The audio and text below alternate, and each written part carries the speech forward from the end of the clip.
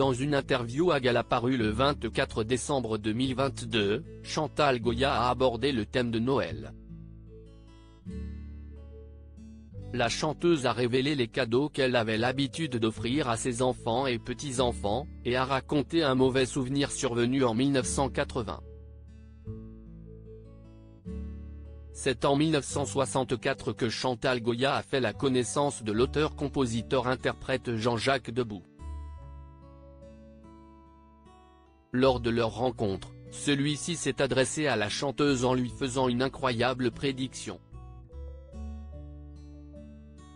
Il s'est approché, et il m'a dit, « Et ça si est vrai, j'ai l'impression de vous avoir toujours connu, on se mariera, on aura 2 enfants, vous serez célèbre à 30 ans et vous chanterez à l'Opéra de Paris », avait-elle rapporté dans l'émission 50 Inside.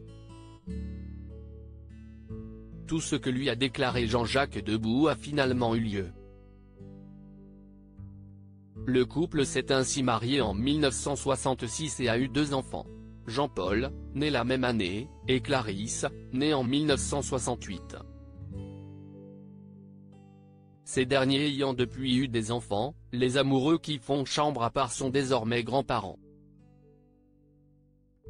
Et pour gâter tout ce beau monde à Noël, l'interprète de Bécassine a trouvé la solution.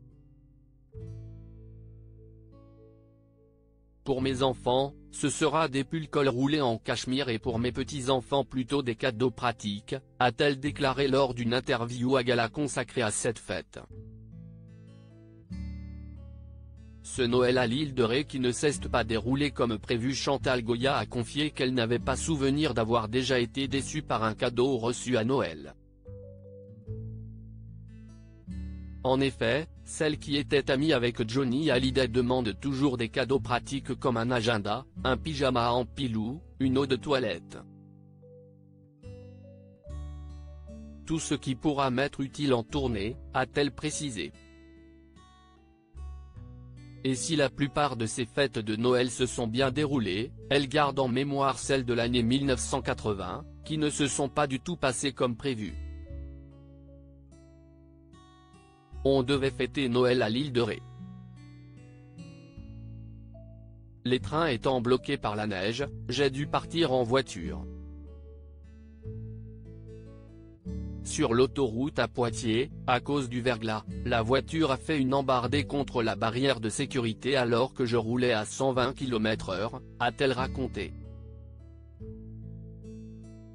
Gardant son sang-froid, Chantal Goya est parvenue à maîtriser la situation. J'ai réussi à rétablir la voiture tout doucement.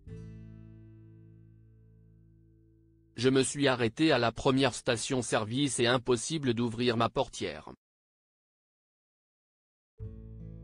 J'ai fini la route en roulant à 10 km/h. Je suis arrivé à 6 h du matin sur place, a-t-elle poursuivi. Si tout s'est bien terminé, l'artiste concède qu'il s'agit de son pire souvenir de Noël.